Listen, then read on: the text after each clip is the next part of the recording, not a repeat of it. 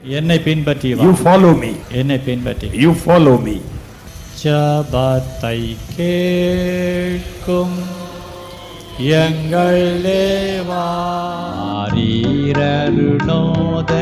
போல் உதித்து வரும் இவர் யாரோ, முகம் சூரியன் போல் பிரகாசம், சத்தம் பெருவெள்ள இரைச்சல் போல.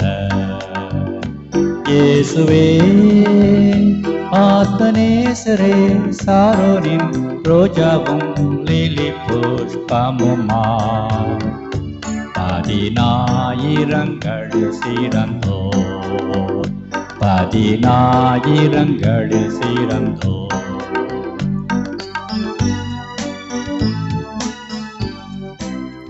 சாலமோனின் உன்னத பாட்டு 1ஆம் அதிகாரம் 5வது வசனத்தை நான் உங்களுக்கு வாசிக்கிறேன். எருசலேமின் குமாரத்திகளே, கேதாரின் கூடாரங்களைப் போலவும் சாலமோனின் திரைகளைப் போலவும் நான் கருப்பாய் இருந்தாலும் அழகாய் இருக்கிறேன். கர்த்தருடைய நாமம் மகிமைப்படுவதாக. கடந்த நாட்களிலே நாம் எருசலேமின் குமாரத்திகளே என்று சொல்லப்படுகிற எருசலேமின் குமாரத்திகளை பற்றினதான கவனத்தை நாம் கவனித்தோம். இது மாத்திரமல்ல, கேதாரின் கூடாரங்கள் என்று சொல்லப்படுகிற கேதார் என்றால் யார்? இந்த கேதாரினுடைய கூடாரம் ஏன் இந்த இடத்திலே சொல்லப்படுகிறது? கேதாரின் கூடாரத்திற்கும் மணவாட்டி சொல்லுவதற்கும் என்ன சம்பந்தம் என்பதை குறித்து நாம் கவனித்தோம். கேதார் கூடாரம் என்று கேதார் என்று சொன்னாலே இருள் என்று அதற்கு பொருள். காரிருள் அல்லது இருள் என்று பொருள். அந்த காரிருள் இருளை போல நான் கருப்பாய் இருக்கிறேன் என்று மணவாட்டி தன்னை கேதாரினுடைய கூடாரத்திற்கு சமமாய் சொல்வது மாத்திரமல்ல, கேதாரின் கூடாரம் என்று சொல்லப்படுவது சங்கீதத்திலே சமாதானத்தை விரும்பாதவர்கள் என்று சொல்லப்படுகிறது. அப்படியானால் சமாதானத்தை விரும்பாதவர்களைப் போல என்னுடைய தோற்றம் இருக்கலாம், ஆனாலும் நான் சாலமோனுடைய திரைகளைப் போல அழகாய் இருக்கிறேன் என்று சொல்லப்படுகின்ற ஒரு வசனத்தை தான் நாம் இங்கே கவனித்தோம். நான் கடந்த முறை நான் சொன்னதை நான் உங்களுக்கு ஞாபகப்படுத்துகிறேன். ஆக்சுவலாக இந்த வசனம் எப்படி வரணும்னு சொன்னால், எருசலேமின் குமாரத்திகளை கேதாரின் கூடாரங்களைப் போலவும் சாலமோனின் திரைகளைப் போலவும் நான் கருப்பாய் இருந்தாலும் அழகாய் இருக்கிறேன் என்ற வார்த்தை மேலும் கீழும் சற்று மாறி வரணும். எப்படின்னு சொன்னால், கேதாரின் கூடாரத்தை போல நான் கருப்பாய் இருந்தாலும் சாலமோனின் திரையை போல நான் அழகாய் இருக்கிறேன். அதுதான் இந்த வசனத்தினுடைய உண்மையாய் நாம் புரிந்து கொள்ள வேண்டியது. ஏனென்றால் கேதாரின் கூடாரம் என்று சொல்லும் பொழுது அது கருமை நிறத்தை குறிக்கிறது. சாலமோனுடைய திரைகள் என்று சொல்லும் பொழுது அது ஒரு வர்ணத்தை, ஒரு அழகை பற்றி அது பேசுகிறது. அப்போ மணவாட்டி சொல்ற ஒரு வார்த்தை என்னன்னா, நான் பார்ப்பதற்கு கேதாரின் கூடாரத்தை போல இருந்தாலும் நான் சாலமோனினுடைய திரையை போல நான் அழகாக இருக்கிறேன். கேதாரின் கூடாரத்தை நாம் பார்த்ததை போல இன்றைக்கு சாலமோனுடைய திரையை பற்றி நாம் கவனிக்கலாமே. இந்த சாலமோனுடைய திரைகள் என்று சொல்லும் பொழுது நாம் அதை எளிதாய் புரிந்து கொள்ளும் வகையிலே நான் சொல்லுகிறேன். ஒரு வீடு இருக்கிறது என்று சொன்னால் அந்த வீட்டிலே ஸ்க்ரீன் போடுவாங்க. அந்த ஸ்க்ரீன் எப்படி இருக்கும் அப்படின்னு சொன்னால், அந்த வீட்டை அழகுபடுத்துகிறதை போல அழகுபடுத்துவதற்கு ஏதுவாக தான் ஒரு ஸ்க்ரீன் நம்ம போடுவோம். சில நேரங்களில் நமக்கு ஸ்க்ரீன் வாங்கிறதுக்கு சூழ்நிலை இல்லை, அல்லது நமக்கு அதில் அந்த அளவுக்கு ஒரு நாட்டம் இல்லைன்னு சொன்னால் நம்ம வீட்டில் இருக்கிற ஒரு சேலை எடுத்து அழகாக கட் பண்ணி மேலே கீழேயும் ஸ்க்ரீன் போடுற மாதிரி அழகாக நம்ம போடுவோம். இதை எதற்காய் செய்கிறோம் என்று சொன்னால், வீட்டை ஒரு அலங்கரிப்பதற்கான ஒரு அழகுக்கு மாத்திரமல்ல, ஒரு மறைவுக்காகவும் மாத்திரம் நாம் அதை உபயோகப்படுத்துகிறோம். இதுதான் இதில் இருக்கிற ஒரு சிம்பிளான ஒரு வியூ. கவனிங்க, இதில் சொல்லப்படுகிற இந்த வியூவினுள்ள சத்தியத்தை, நம்முடைய புரிந்து கொள்ளுதலுக்காய் ஆவியானவர் கொடுக்கிற காரியத்தை நாம் கவனிக்கலாம். கர்த்தருடைய நாமம் மகிமைப்படுவதாக. சாலமோனுடைய திரைகளைப் போல நான் அழகாக இருக்கிறேன் என்று சொன்னால், ஆங்கிலத்திலே அதற்கு கர்டைன்ஸ் என்ற ஒரு வார்த்தை உபயோகப்படுத்தப்படுகிற. கர்டைன்ஸ் சொன்னால், நம்ம வீட்டிலலாம் திரைகள் போடுறோம் பாருங்க, ரூம்க்கு ரூம் நம்ம நடுவில் போடுறோம், அது கர்டைன்ஸ் என்று சொல்லுவார்கள். இதில் இன்னொரு வார்த்தையும் உபயோகப்படுத்தப்படுகிறது. என்னவென்று சொன்னால், டிராப் என்ற ஒரு வார்த்தை, DRAPE, டிராப் என்ற ஒரு வார்த்தை உபயோகப்படுத்தப்படுகிறது. இதை நம்ம சரியாய் புரிந்து கொள்ளணும் அப்படின்னு சொன்னால், இந்த திரைகள் அப்படின்னு சொன்னாலே டக்குன்னு நமக்கு ஞாபகம் வர ஒரு சம்பவத்தை டக்குன்னு சொல்லுங்க பார்க்கலாம். திரைச்சிலை. உடனே நம்ம என்ன பண்ணுவோம்னா ஆசரிப்பு கூடாரத்துக்கு போயிடுவோம். நான் அதான் சொன்னேன் உங்களுக்கு, ஆசரிப்பு கூடாரம் இல்லாம நீங்க வேதத்தை புரிந்து கொள்ளவே முடியாது. புதிய ஏற்பாட்டு காலத்தினுடைய சில ஆழங்களையும் பழைய ஏற்பாட்டு காலத்திலே சொல்லப்படுகின்ற ஒரு தெய்வீக வெளிப்பாடுகளையும் நீங்க சாலமோனுடைய இந்த உன்னத பாட்டினுடைய ஒவ்வொரு பகுதியிலும் ஒவ்வொரு இடங்கள்ல பார்த்தீங்கன்னா எப்படியாகிலும் அந்த ஆசரிப்பு கூடாரத்தை டச் பண்ணிடும். நீங்க ஒவ்வொரு வாரமும் நீங்க கவனிக்கிறீங்க, ஆசரிப்பு கூடாரத்தை டச் பண்ணாம மெசேஜ் வர்றதே கிடையாது. இப்போ சாயந்தர நேரத்தில் நம்ம வேத பாடம் எடுக்கணும், இதுலேயும் பாருங்க அந்த ஆசரிப்பு கூடாரத்துடைய. அப்படின்னா ஆசரிப்பு கூடாரன்னு சொல்லும்பொழுது it's a heart of our ministry அப்படின்னு சொல்லலாம், அல்லது ஹார்ட் ஆஃப் த ட்ரூத். ஒரு சத்தியத்தினுடைய, ஒரு சுவிசேஷத்தினுடைய, அல்லது ஒரு தேவ சமூகத்தினுடைய ஒரு இருதய பகுதி மாதிரி உங்களுக்கு அதிலே வருகிறது. ஆசரிப்பு கூடாரம் என்று சொல்லப்படுகிற ஆசரிப்பு கூடாரத்தை இந்த உன்னத பாட்டினுடைய சாலமோன் திரைகளுக்கு நாம் ஒப்பிட்டு சொல்ல வேண்டுமானால், திரைகள் என்று நாம் எடுத்துக்கொள்வோமே, திரைகள் என்று சொல்லும் பொழுது 2 விதமான முக்கியமான திரைகள் சொல்லப்படுகிறது. ஒன்று மூடு திரை, மற்றொன்று தொங்கு திரை என்று சொல்லப்படுகிற தொங்கு திரை. சரிங்களா? 2 விதமான திரைகள் வருகிறது. இந்த மூடு திரை என்று சொன்னால் இந்த முழு கூடாரத்தையும் மூடுகிற ஒரு மூடு திரை, முழுவதையுமாய் மூடி பாதுகாக்கிறது. தொங்கு திரை என்று சொல்லுவது இதற்கு உள்ளே இருக்கிற பகுதிகளை ஒவ்வொன்றாய் பிரிப்பதற்காக, பகுதிப்படுத்துவதற்காக இருப்பது தொங்கு திரை. நான் அதை இப்படி உங்களுக்கு சொல்லுகிறேனே, ஆவிக்குரிய வாழ்க்கையில் இந்த மணவாட்டி சொல்லுகிறாள் என்னவென்றால், நான் கேதாருடைய கூடாரத்தை போல வெளியிலிருந்து பார்ப்பதற்கு நான் கருப்பாய் இருந்தாலும் உள்ளே நீங்கள் என்னை கவனிப்பீர்களானால் நான் அழகாய் இருக்கிறேன். ஏன் என்று சொன்னால், என்னுடைய அழகு எப்படி அது அழகு என்று சொன்னால் 2 காரியங்கள் இந்த திரையை பற்றி சொல்லப்படுகிறது. மூடு திரை என்று சொன்னால் ஒரு பிரித்தெடுக்கப்பட்ட ஒரு வாழ்க்கைக்கு சமானம், செப்பரேட்டட் லைஃப். தொங்கு திரை என்று சொன்னால் ஒரு பிரதிஷ்டை பண்ணப்பட்ட ஒரு வாழ்க்கைக்கு அது சமானமாய் சொல்லப்படுகிறது, சாக்ரிஃபிஷியல் லைஃப். நான் திரும்பமாய் சொல்லுகிறேன், மூடு திரை என்று சொல்லும் பொழுது வெளியிலே இருக்கிறவர்கள், உலகத்திலே இருக்கிறவர்கள் மற்றவர்களிலிருந்து நம்மை பாதுகாத்து கொள்ள, நம்மை தனிமைப்படுத்திக் கொள்ள, அல்லது நம்மை பிரித்தெடுத்துக் கொள்ளுகிற ஒரு வாழ்க்கைக்கு சமானமாய் வருகிறது. தொங்கு திரை என்று சொல்லும் பொழுது ஒவ்வொரு பகுதியையும் தனித்தனியே ஒவ்வொன்றிற்கும் ஒரு சிறப்பு உண்டு என்று சொல்லி ஒவ்வொரு சிறப்பிற்குரிய ஒரு பிரதிஷ்டையுள்ள ஒரு வாழ்க்கையை அது அடையாளப்படுத்துகிறதாய் இருக்கிறது. கர்த்தருடைய நாமம் மகிமைப்படுவதாக. நாம் இன்றைக்கு இந்த பகுதியை மாத்திரம் நாம் கொஞ்சம் தெளிவாய் நாம் கவனிப்போமே. கர்த்தருடைய நாமம் மகிமைப்படுவதாக. நீங்கள் யாத்திராகமம் 26ஆம் அதிகாரத்தை வாசிப்பீர்களானால், இந்த 26ஆம் அதிகாரத்திலே மூடு திரையை பற்றியும் தொங்கு திரையை பற்றியும், அதை எப்படியெல்லாம் செய்ய வேண்டும் என்கின்ற முறைகளை பற்றியும், அதை எப்படி ஸ்தாபிக்க வேண்டும் என்கின்ற வழிமுறைகளை குறித்து தேவனாகிய கர்த்தர் மோசேக்கு சொல்லுகின்ற கட்டளைகளை நாம் அந்த இடத்திலே நாம் கவனிக்கின்றோம். நாம் இப்போ அதற்குள்ளே நாம் போகவில்லை. நான் அந்த மூடு திரையினுடைய அளவு, உயரம், இதற்குள்ளே போனால் நம்ம ஆசரிப்பு கூடாரத்தினுடைய சப்ஜெக்டுக்குள்ளே போகிற மாதிரி இருக்கும். ஆனால் அதனுடைய மாதிரியை மாத்திரம் நாம் எடுத்துக்கொள்ளலாம். எப்படி என்று சொன்னால், முழுவதுமாய் மூடுகின்ற அல்லது பிரித்தெடுக்கப்பட்ட ஒரு வாழ்க்கை. இரண்டாவது, அதற்குள்ளே காணப்படுகிற பிரதிஷ்டையுள்ள ஒரு வாழ்க்கை. நீங்க லேவியராகமம் 20ஆம் அதிகாரம் 24, 26 வசனங்களை வாசிக்கும் பொழுது ஆண்டவர் சொல்லுகிறார், உங்களை மற்ற ஜனங்களை விட்டு பிரித்தெடுத்த உங்கள் தேவனாகிய கர்த்தர் நானே என்று சொல்ல. மற்ற ஜனங்களிலிருந்து பிரித்தெடுக்கப்பட்ட ஒரு வாழ்க்கை.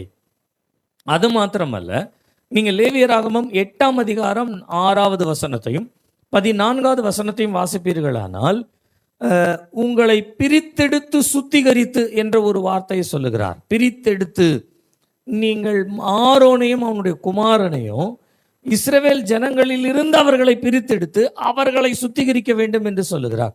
அப்படி என்று சொன்னால் ஒரு பிரித்தெடுக்கப்படுகிற ஒரு வாழ்க்கை மாத்திரமல்ல, இந்த ஆசாரிய ஊழியத்திற்கென்று ஏற்படுத்தப்படுகிறவர்களை பிரதிஷ்டை உள்ள ஒரு வாழ்க்கைக்குள்ளே கொண்டு வர வேண்டும். பிரித்தெடுத்தல், பிரதிஷ்டையுள்ள ஒரு வாழ்க்கை. நான் பிரித்தெடுத்தலை முதலாவது சொல்லுகிறேனே. ஒரு மணவாட்டி என்று சொல்லப்படுகிறவள் தன்னை பற்றி சொல்லுகிறாள், நான் கேதாரினுடைய கூடாரத்தை போல பார்ப்பதற்கு நான் கருப்பாயிருந்தாலும் சாலமோனுடைய திரைகளைப் போல நான் அழகாக இருக்கிறேன் அப்படி என்று சொன்னால், வெளியரங்கமாக நீங்கள் என்னை பார்க்கறதுக்கு நான் எப்படி இருக்கிறேன்னு சொன்னால் கருப்பாக இருக்கேன். ஆனால் எனக்குள்ளே, அதை இப்படி கூட சொல்லலாமே, வெளியரங்கமாய் நீங்கள் என்னை பார்க்கும் பொழுது ஒருவேளை தேவனுக்கு சம்பந்தம் இல்லாத ஒரு தோற்றத்தை போல இருக்கலாம். ஆனால் நான் எனக்குள்ளே பிரித்தெடுக்கப்பட்ட ஒரு வாழ்க்கையில நான் அழகாக இருக்கிறேன். இந்த பிரித்தெடுத்தலை நான் ஒரு 3 பகுதியாய் உங்களுக்கு சொல்லுகிறேனே. கர்த்தருடைய நாமம் மகிமைப்படுவதாக. நீங்கள் கொலோசையர் 2ஆம் அதிகாரம் 8வது வசனத்தையும் 20வது வசனத்தையும் நீங்கள் வாசிப்பீர்கள் என்று சொன்னால், கொலோசையர் 2ஆம் அதிகாரம் 8வது வசனத்தையும் 20வது வசனத்தையும் நீங்கள் வாசிப்பீர்கள் என்று சொன்னால், 8வது வசனத்தை வாசிக்கும் போது, லௌகீக ஞானத்தினாலும் மாயமான தந்திரத்தினாலும் ஒருவனும் உங்களை கொள்ளை கொண்டு போகாதபடிக்கு எச்சரிக்கையாயிருங்கள். 26வது வசனம், 20வது வசனம். நீங்கள் கிறிஸ்துவுடனே கூட உலகத்தின் வழிபாடுகளுக்கு மரித்ததுண்டானால். பாருங்க, லௌகீகத்தை பத்தி பேசும் பொழுது அந்த பேச்சுல அப்படியே பவுல் ஒரு காரியத்தை கொண்டு வர்றார். என்னன்னா, நீங்கள் கிறிஸ்துவுடனே கூட உலகத்தின் வழிபாடுகளுக்கு மரித்ததுண்டானால், உலகத்தினுடைய வழிபாடுகளுக்கு மரித்தது உண்டானால், இன்னும் உலக வழக்கத்தின்படி பிழைக்கிறவர்கள் போல. அப்போ இன்னும் நீங்க உலக வழக்கத்தின் போல பிழைக்கிறவர்களை போல அப்படி என்று சொன்னால், நீங்க வழிபாட விட்டுட்டீங்க, ஆனா வழக்கம் இருக்குது. சரிங்களா? நான் இப்படி சொல்றேனே, நீங்கள் தேவனை அறியாத காலத்திலே அறியாத ஒரு தெய்வத்தை பற்றினதான, அல்லது நீங்கள் தெரியாத ஒரு வழிபாட்டு முறையில் நீங்கள் இருந்தீர்கள், வழிபட்டீர்கள். அந்த வழிபடும் பொழுது சில பழக்க வழக்கங்கள் எல்லாம் அந்த வழிபாட்டு முறையில் இருந்தது. நீங்கள் இப்பொழுது தேவனை அறிந்து அந்த வழிபாடை நீங்கள் விட்டு விட்டீர்கள், ஆனால் அந்த வழக்கத்தை இன்னும் நீங்கள் செய்கிறீர்கள். புரியுதுங்களா? சில நேரங்களில் யாராவது இல்லை செத்துட்டாங்கன்னா அவங்களுக்கு சில இதெல்லாம் செய்வாங்க பாருங்க. மறிச்சிட்டாங்கன்னா 3வது நாள் 4வது நாள் அவங்களுக்கு என்னென்ன பிடிக்குமோ எல்லாத்தையும் வாங்கி அது எல்லாத்தையும் வச்சு, ஒரு மணவாட்டி வழக்கத்தையும் மாற்றணும். தேவனுக்குரிய சில வழக்கம் இருக்குது, தேவனை பற்றின சில வழக்கங்கள் இருக்கு. அதை வேதத்தில் நம்ம வாசித்தா தான் நமக்கு தெரியும். வாசிக்காம நம்ம அதை புரிந்து கொள்ள முடியாது. புரிந்து கொள்ள நான் சொல்றேன், பொதுவாக சொல்றேன், நீங்க தப்பா எடுத்துக்காதீங்க. நம்ம வேத பாடத்தை நம்ம ஆராய்ந்து பார்க்குறோம். பிரித்தெடுக்கப்பட்ட ஒரு வாழ்க்கை அப்படின்ற பேசுறோம் இல்லைங்களா? பிரித்தெடுக்கப்பட்ட ஒரு வாழ்க்கை அப்படின்றதுக்குள்ள நம்ம வருவோம். நான் கேட்குறேன், ஒருத்தர் மறிச்சிட்டாங்க அப்படின்னு சொன்னா 3வது நாள் 6வது நாள் 16வது நாள் கூட்டம் வைக்கணும்னு ஏதாவது சட்டம் இருக்கா பைபிள்ல? இல்லை ஏதாவது ஒழுங்கு இருக்குதா? செய்து இருக்கிறாங்களா அந்த மாதிரி? இயேசு கிறிஸ்து மரித்து 3வது நாள் என்ன பண்ணாங்க சொல்லுங்க? உடனே அதை இப்படி சொல்லலாம், அவங்க கந்தவர்க்கம் வைக்க போனாங்க, நாங்க பால் ஊத்த போறோம், அவ்வளவுதான் வித்தியாசம். அவ்வளவுதானே. அவங்களும் ஏதோ செய்ய தானே போறாங்க, நாங்களும் என்னவோ செய்யறோம், அவ்வளவுதான். அது அப்படி கிடையாது. அவர் மேல் உள்ள ஒரு விருப்பத்துல அந்த சரீரம் கெட்டு போகக்கூடாது என்பதற்காக அதை பதப்படுத்துகிற முறை அந்த காலத்திலே பயன்படுத்தப்பட்டது. பதப்படுத்துகிற முறை அதை அவங்க செய்தாங்க. ஆனால் அது சம்பிரதாயம் கிடையாது. ஆக்சுவலா யூதர்களுடைய சம்பிரதாயம் சாங்கியத்தின்படி அதை செய்கிறார் அப்படிலாம் கிடையாது. அது மரித்து விட்டார், அவர் அவர்களுக்கு ஆண்டவராய் தோன்றினவர். அந்த ஆண்டவராய் தோன்றினவரை சரீரத்தை பாதுகாக்கிறதுக்கு அப்பப்போ அந்த கந்தவர்க்கம் போட்டுட்டு வருவாங்க.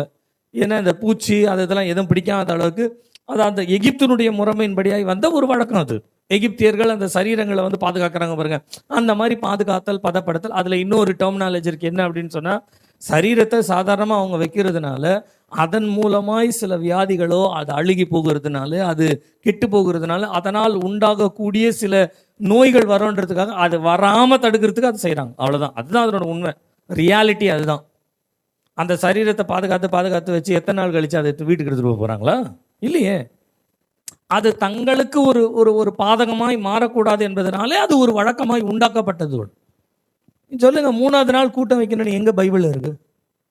6வது நாள் கூட்டம் வைக்கணும்னு எங்க பைபிள்ல இருக்கு? ஒரு முறை சுந்தரையாவுடைய மனைவி மரித்தப்போ அந்த டைம்ல கார்பரேஷன் கல்லறையில் தான் கொண்டு போய் வச்சாங்களாம். கார்பரேஷன் கல்லறையில் அவங்க மறிச்சாங்க. அவங்கள கொண்டு போய் கார்பரேஷன் கல்லறையில் அடக்கம் பண்ணிட்டு வந்துட்டாராம் அவர். வந்த பிறகு அவரோட கூட இருந்தவங்க யாரோ ஒருத்தர் சொல்லியிருக்காங்க, ஐயா 2-3 நாள் ஆயிடுச்சு, இந்த கல்லறையில் போய் அம்மாவை பார்த்துட்டேன். அம்மாவா? அம்மாவா? அவர் கேட்டார், அம்மாவா? அம்மா பரலோகத்தில் இருக்காங்க, நீ கல்லறையில் போய் என்ன பார்க்க போற? நான் கேள்விப்பட்டதை நான் சொல்லுகிறேன், அடக்கம் பண்ணதோடு அவர் கல்லறைக்கே போலியாம், போய் பார்க்கலையாம். நான் கேள்விப்பட்டதை சொல்றேன்.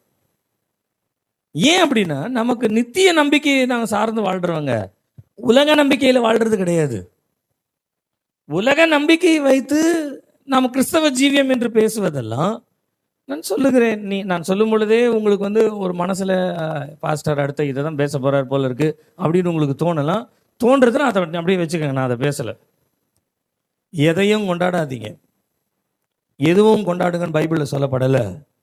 எதை முக்கியப்படுத்தணுமோ அதை விட்டுட்டு எதை முக்கியப்படுத்தக்கூடாதோ அதை நான் முக்கியப்படுத்தாதபடிக்கு நான் சொல்லுகிறேன். பிறந்த நாளாக இருந்தாலும் அல்லது மற்ற எந்த காரியங்களாக இருந்தாலும் உங்கள் குடும்பத்தோட சந்தோஷப்பட்டு குடும்பத்தோடு முடிச்சிடுங்க, குடும்பமாக முடிச்சுக்கோங்க. அது வந்து குடும்ப சந்தோஷம், குடும்ப ஐக்கியம், குடும்பத்தினுடைய அது சந்தோஷம், நான் வாழ்த்துக்கிறேன். ஆனால் அதை ஒரு மண்டபத்தில் வச்சு கொண்டாடணும்னு சொல்லி நீங்கள் உலக வழக்கத்தின்படி செய்கிறீங்க அப்படின்னு சொன்னால் நீங்கள் வழிபாட்டை விட்டுட்டீங்க, வழக்கத்தை பிடிச்சிக்கிட்டே இருக்கீங்கன்னு அர்த்தம். இல்லை அது எங்கள் ஊரினுடைய வழக்கம். ஊருன்னு நான் சொல்ல, எந்த சாங்கியம் எந்த சம்பிரதாயமும் சரி தமிழர்களுக்கோ தமிழ் பண்பாட்டுக்கோ கொடுக்கப்படாததான் இன்னைக்கு எல்லாம் செய்துட்டு இருக்காங்களே ஒழிய, தமிழர்களுக்குன்னு ஒரு வழிமுறை இருக்குது, அந்த வழிமுறையின்படி செய்யலை. இதெல்லாம் வந்து முக்கியப்படுத்த வேண்டிய காரியமே கிடையாது. நான் நேற்றைய தினத்தில் கூட நினைக்கிறேன், யார்கிட்ட பேசிட்டு இருக்கும்பொழுது தான் சொன்னேன். நாங்கள் ஊழியக்கார கூட்டத்துக்கு நாங்கள் போயிட்டு இருக்கும் பொழுது, ஊழியக்கார குடிவரக்கு போயிட்டு இருக்கும் பொழுது, போன மாதத்தில் நான் இந்த பாஸ்டர் ஒரு 4-5 போதகர்கள் நாங்கள்லாம் மொத்தமாக வேனில் போயிட்டு இருந்தோம். அப்படி போயிட்டு இருக்கும் பொழுது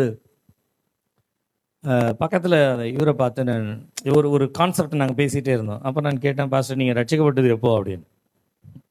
அப்போ சொன்னார், எப்போனே தெரியாது. ஒரு நாள் ஒரு ஆல்டர் கால் கொடுத்தாங்க, போய் நின்று ஞாபகம் இருக்குது.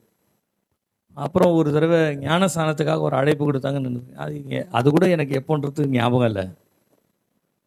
அப்போது நான் கேட்டேன், இதை கூட நம்ம ஞாபகம் வச்சுக்க முடியலையே, ஏன் ஞாபகம் வச்சுக்க முடியல அப்படின்னு கேட்டேன். அப்போ அவர் வந்து, நீங்கள் கேட்குறது எனக்கு புரியல, ஞாபகம் வச்சுக்க முடியலன்னா ஞாபகம் இல்லை பாஸ்டர், அதுக்கு நான் என்ன பண்ணுறது? நான் சொன்னேன், இந்த காலத்துலலாம் நீங்கள் பார்த்தீங்கன்னா அதெல்லாம் ஞாபகமாக செய்கிறாங்க எல்லாருமே. ஆனால் நீங்கள் வந்து இப்போ ஏதாகிலும் ஒரு சபை ஆரம்பிச்சிட்டோன்னு வச்சுக்கோங்களேன், 127வது அப்படின்றது 100வது 50வது 70வது ஏதோ ஒரு வருஷத்தை ஒன்று போட்டு தள்ளுறாங்க, சரிங்களா? அதெல்லாம் கரெக்டாக ஞாபகம் வச்சுருக்காங்களா பாஸ்டர்? ரட்சிக்கப்பட்டதை நீங்கள் ஞாபகம் வச்சு இல்லையே, அது ஏன் அது அப்படின்னு அவருக்கு ரொம்ப கஷ்டமாக போச்சு. பாஸ்டர் நீங்கள் என்ன சொல்ல வரீங்களோ அதை சொல்லுங்கள். அப்போ நான் சொன்னேன், ஆக்சுவலாக அந்த காலத்தில் நமக்கு போதித்தவர்களும் இந்த காலத்தினுடைய போதனையும் வித்தியாசம். அந்த காலத்தினுடைய போதனை என்ன தெரியுங்களா? ரட்சிப்பு ரொம்ப முக்கியம். ரட்சிக்கப்பட்ட நாள் முக்கியம் கிடையாது, ரட்சிப்பு முக்கியம்.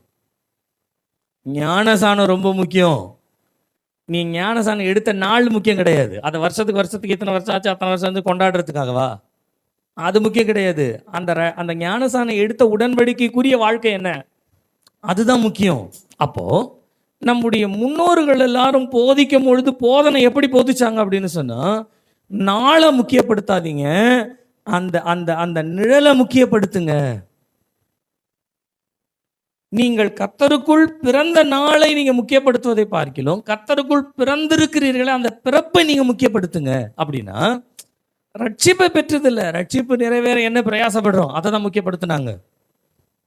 அதனால நமக்கு அந்த காலத்துல அந்த போதனைகள்லாம் இல்லாததுனால நமக்கு என்னன்னா, நம்ம ரட்சிக்கப்பட்டதும் சரி, நம்ம அபிஷேகம் பெற்றதும் சரி, நம்ம ஞானசானம் எடுத்ததும் அந்த அளவுக்கு நமக்கு ஞாபகம் இல்லை. ஏன் அப்படின்னு சொன்னா, ரட்சிக்கப்பட்டிருக்கோம், ரட்சிப்பை காப்பாற்றுறோம். எப்போ ரட்சிக்கப்பட்டோம் அதை பற்றி தெரியல, ஆனால் ரட்சிக்கப்பட்டோம். அப்போ ரட்சிப்பை காப்பாற்றுறதுக்கு கற்றுக் கொடுத்தாங்களே ஒழிய ரட்சிக்கப்பட்ட நாளை நீ கொண்டாடுன்னு அவங்க கற்றுக் கொடுக்கல. அதனால தான் உங்களுக்கு தெரியல. ஆனால் இன்றைக்கு இருக்கிற நாளில் நான் சொல்லுகிறேன், இன்றைக்கு இருக்கிற நாளில் எல்லாரும் பிறந்த நாள் கொண்டாட ஆரம்பிச்சாச்சு. எல்லாரும் கல்யாண நாளை கொண்டாட ஆரம்பிச்சாச்சு. அதுலேயும் இந்த கல்யாண நாளை கொண்டாடுறதெல்லாம் பார்க்கணுமே. கர்த்தருடைய நாமம் மகிமைப்படுவதாக. இந்த மணவாட்டி சொல்லுகிறாள், நான் உலகத்திலிருந்து பிரித்தெடுக்கப்பட்டவள். நீங்கள் என்னை பார்க்கும் பொழுது கொஞ்சமாக டிஃப்ரெண்ட்டாக இருக்குது இல்லையா? ஆண்டவருக்கு எனக்கு சம்மந்தம் இல்லை. நான் உள்ளுக்குள்ளே சொல்கிறேன், நான் பிரித்தெடுக்கப்பட்டிருக்கிறேன். உலகத்திலிருந்து பிரித்தெடுக்கப்பட்டதில்லை, உலக வழக்கங்கள் என்ன இருக்குதோ அதிலிருந்து நான் பிரிந்து தான் இப்போ என் மணவாளனுடைய வீட்டிற்கு நான் வந்திருக்கிறேன். அல்லேலூயா. சத்தமாக சொல்லுங்க. என்ன ஏதாவது ரொம்ப மூழ்கிட்டீங்களா உள்ளேயே? கர்த்தர் நம்மோடு கூட பேசுவாராக. நான் இன்னொரு பிரித்தெடுப்பை கூட நான் உங்களுக்கு சொல்லுகிறேனே. யாக்கோபு 4ஆம் அதிகாரம், நீங்கள் 4வது வசனத்தை நீங்கள் வாசிப்பீர்களானால், யாக்கோபு 4:4 வாசிங்க. விபச்சாரரே, ம் விபச்சாரிகளே, ம் உலக சிநேகம் தேவனுக்கு விரோதமான பகை என்று அறியீர்களா? ஆகையால் உலகத்துக்கு சிநேகிதனாய் இருக்க விரும்புகிறவன் கவனிங்க கவனிங்க கவனிங்க. உலகத்திற்கு சிநேகிதனா இருக்க விரும்புகிறவன் தேவனுக்கு பகைஞனாய் இருக்கிறான். அப்படியானால் பிரித்தெடுக்கப்பட்ட வாழ்க்கைன்னு என்ன தெரியுங்களா? உலகத்தையும் உலகத்தில் உள்ளவைகளையும் நம்ம நேசிக்க கூடாது. அதுதான் பிரித்தெடுக்கப்பட்ட வாழ்க்கை. உலகத்தையும் உலகத்தில் உள்ளவைகளையும். இந்த யாக்கோபு உயிரோடு இருந்தால் ஒரு நாள் நம்ம சபைக்கு அவரை வர வச்சிருக்கலாம். பிரசங்கம் பண்ணுங்க அப்படின்னு சொல்லி கூப்பிட்டுருக்கலாம். அவர் பிரசங்கத்தை எப்படி திரும்ப ஆரம்பிச்சிருப்பாரு?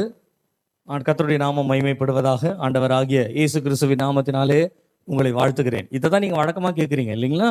அவர் பிரசங்கம் எப்படி தருங்களை ஆரம்பிப்பாரு? தம்பி அந்த வசனத்தை ஆரம்பிங்க.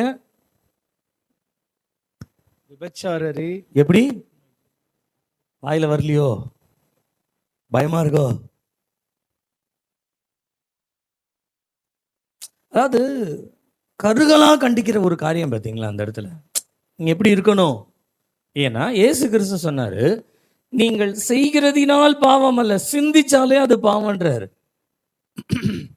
அப்ப இவங்களுடைய அந்த டேர்ம் ஆஃப் ப்ரீச்சிங் எப்படி இருக்குன்னு பாருங்களேன்.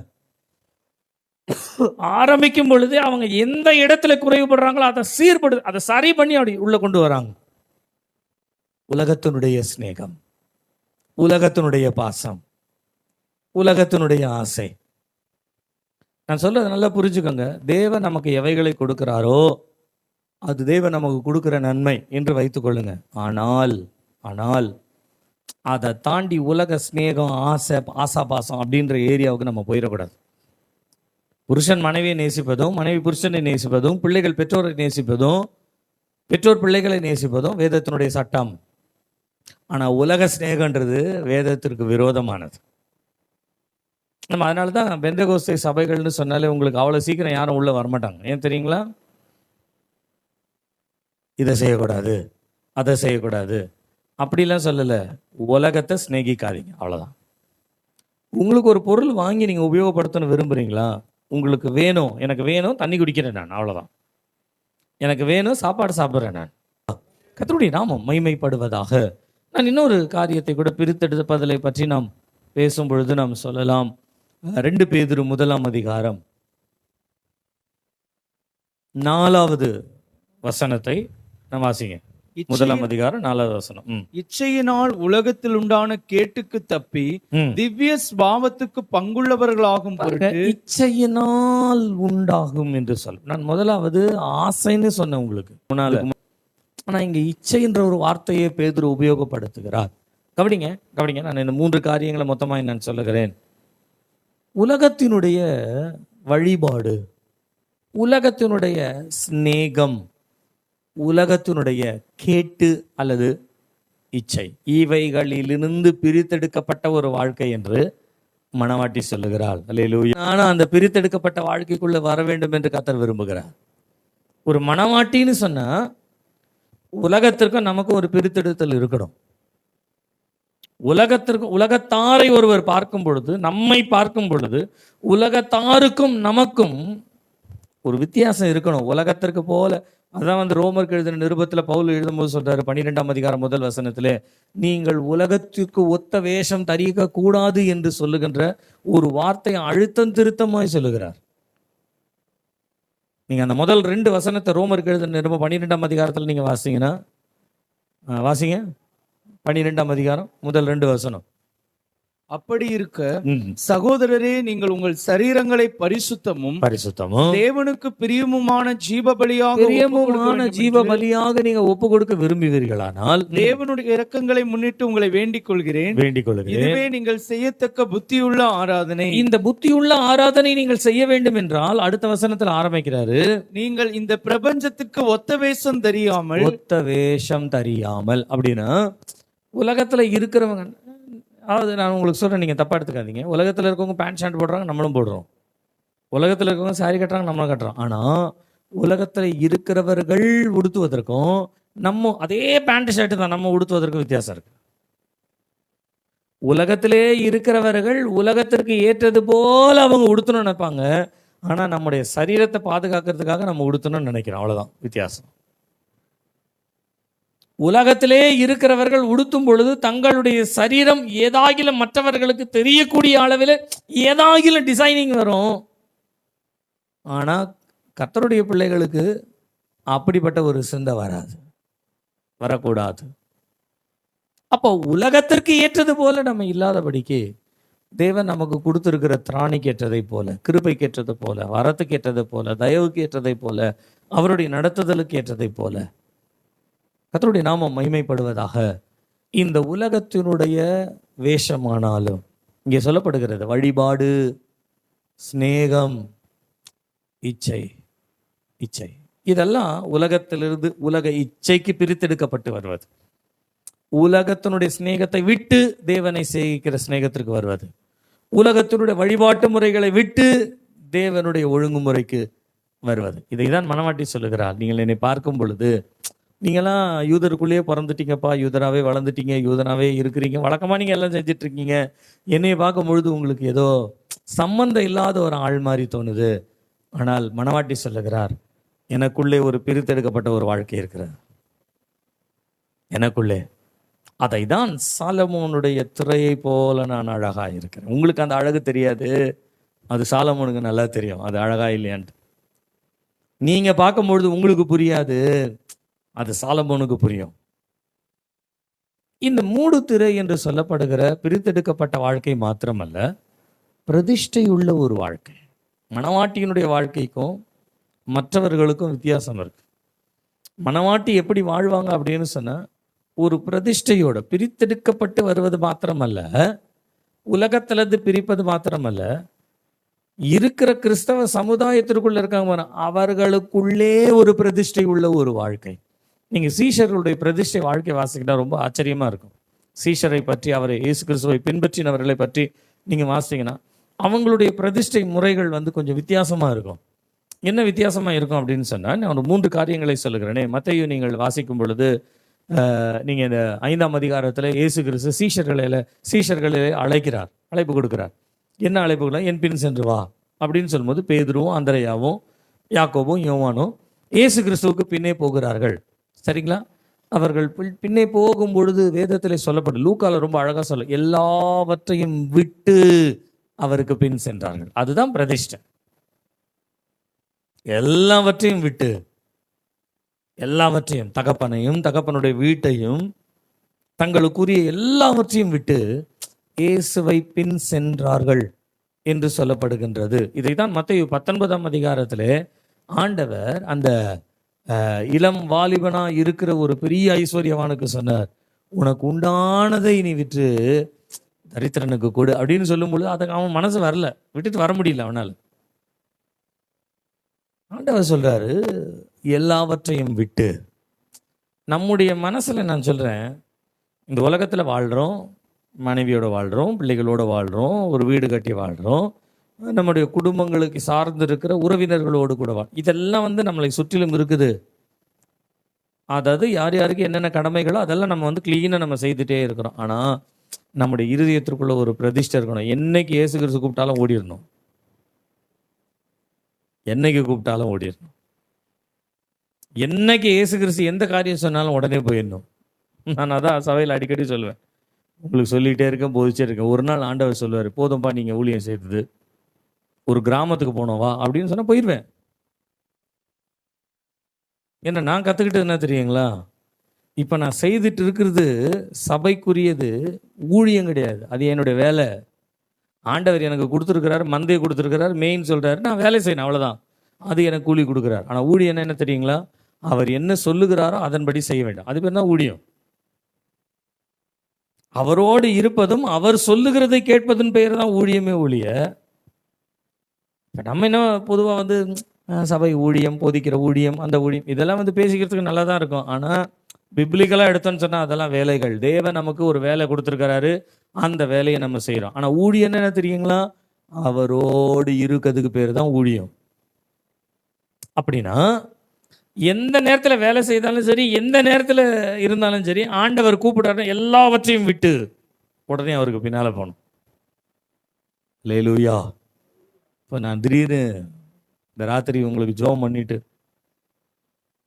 உங்களுக்கு ஒரு தீர்க்க தரிசனம், எல்லாவற்றையும் விட்டு கர்த்தர் உங்களை ஊழியத்திற்கு அழைக்கிறார் அப்படின்னா நீங்கள் என்ன பண்ணுவீங்க?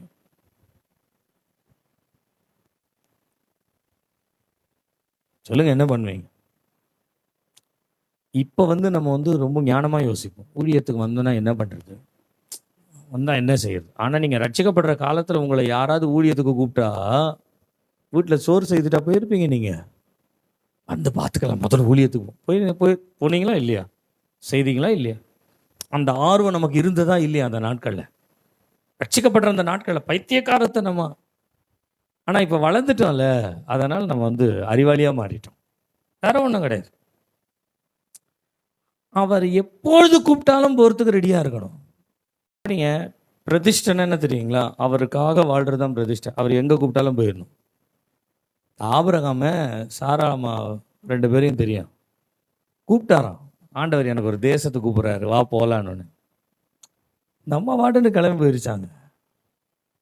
அதெல்லாம் படிக்கும்போது எப்படி தெரியுங்களா இருக்கு? ஏதோ ஒரு கார்ட்டூன் படம் பார்க்குற மாதிரி இருக்குது. வா, ஆண்டவர் நம்மை ஒரு தேசத்திற்கு கொண்டு போகிறேன் என்று சொல்லுகிறார் அப்படின்னு உடனே அந்த அம்மா வாட்டுட்டு கிளம்பி வந்துட்டாங்க. யோசித்து பாருங்க, இந்த காலத்தில் அது நடக்குமா? இந்த காலத்தில் சர்ச்சுக்கு வாங்கன்னு கூப்பிடுறதுக்கு எவ்வளோ நேரம் ஆகுது தெரியுங்களா? புருஷனாக இருந்தாலும் மனைவியாக இருந்தாலும் ஒருத்தவங்க எழுந்துக்குவாங்க, இன்னொருத்தவங்களை போட்டு பிரிக்கிட்டே இருப்பாங்க, பூனை மாதிரி. எழுந்து, நேரம் ஆச்சு, என்ன படுத்துட்டு இருக்கீங்க, என்ன சீக்கிரம்.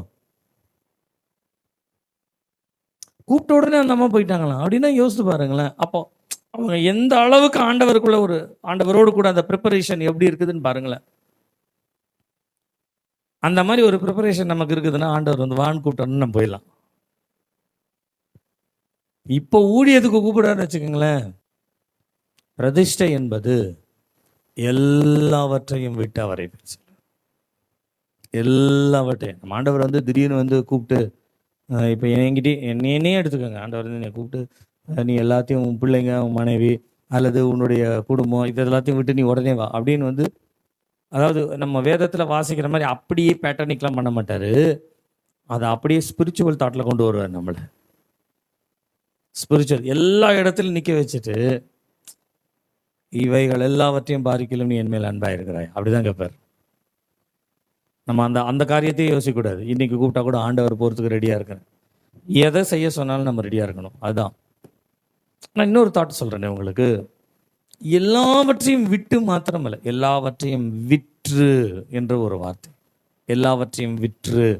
நீங்கள் மார்க் எழுதின சுவிசேஷம் 10ஆம் அதிகாரத்தில் வாசிக்கும் பொழுதாலே, உனக்கு உண்டானதை விற்று நீ தரித்திரனுக்கு கொடு, உனக்கு உண்டானதை விற்று. அந்த ஒரு வார்த்தை பாருங்களேன்.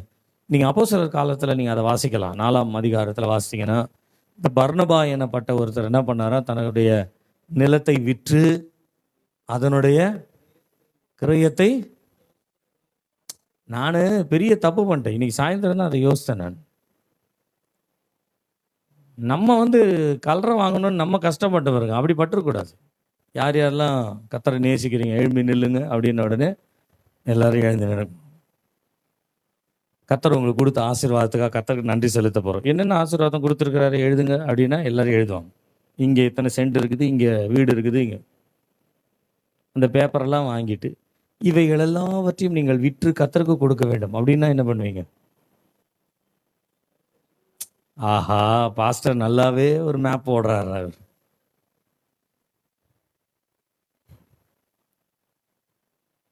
அப்படிலாம் ஆண்டவர் இந்த காலத்தில் கேட்க மாட்டாரு. ஆனா எதையுமே ஆண்டவருக்காக விட்டு கொடுக்க தயாரா இருக்கணும். அதுதான் அதனுடைய டேர்ம். எதையுமே விட்டு கொடுக்க. ஆண்டவர் எதாயிலும் ஒன்று கேட்குறாருன்னா, இப்போ நமக்கு ரொம்ப பிடிச்சது எது அப்படின்னு சொன்னா உங்க மனசுல யோசிங்க. ரொம்ப பிடிச்சது எது அப்படின்னா நீங்க இப்போ யோசிக்க மாட்டீங்க. ஏன்னா நான் அடுத்து என்ன சொல்ல போறேன்னு உங்களுக்கு தெரியும். உங்களுக்கு ரொம்ப பிடிச்சது எது? ஆண்டவர் சொல்றாரு ஒரு நாள், விட்டுரு.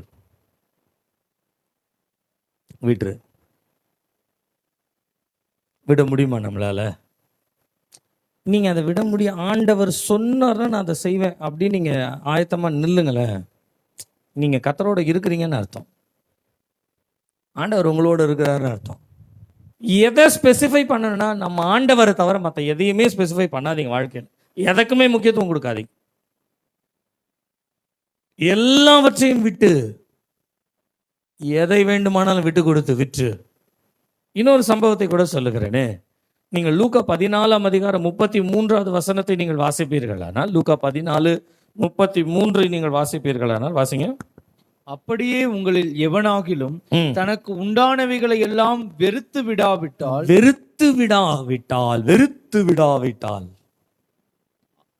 ஒருவன் என்னை பின்பற்ற விரும்பினால் அவன்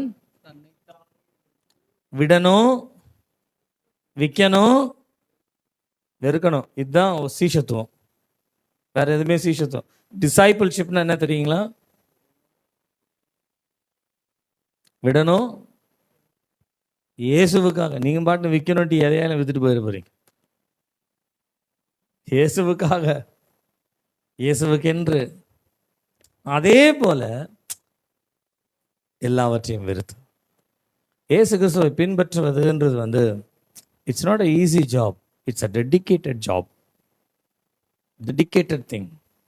ஒரு பிரதிஷ்டை பண்ணப்பட்ட. அதை தான் மணவாட்டி சொல்லுகிறாள். நீங்கள் என்னை பார்க்கும் பொழுது எனக்கும் அவருக்கும் சம்பந்தம் இல்லை நீங்கள் நினைக்கிறீங்க. ஆனால் என்னுடைய பிரித்தெடுக்கப்பட்ட ஒரு வாழ்க்கை, என்னுடைய பிரதிஷ்டைக்குரிய ஒரு வாழ்க்கை, இந்த 2 காரியங்களையும் நீங்கள் எடுப்பீர்களானால் நான் சாலமோனுடைய திரைகளை போல அழகாக இருக்கிறேன். அந்த அழகு என் நேசருக்கு மாத்திரம்தான் தெரியும். அந்த அழகு என்னுடைய ஆண்டவருக்கு மாத்திரம்தான் தெரியும்.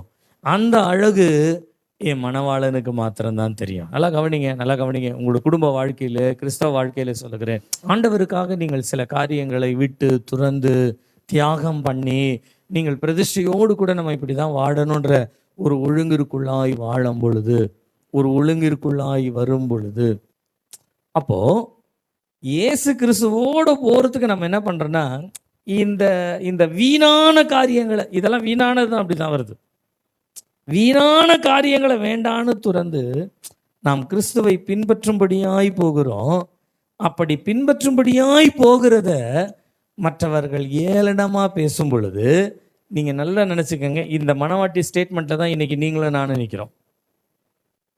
உங்களுக்கு பார்க்கறதுக்கு நாங்கள் கேவலமா இருக்கோம், ஆனா எங்க அழகு எங்க ஆண்டவருக்கு மாத்திரம் தெரியும். அல்லேலூயா, அல்லேலூயா. கர்த்தருடைய நாமம் மகிமைப்படுவதாக.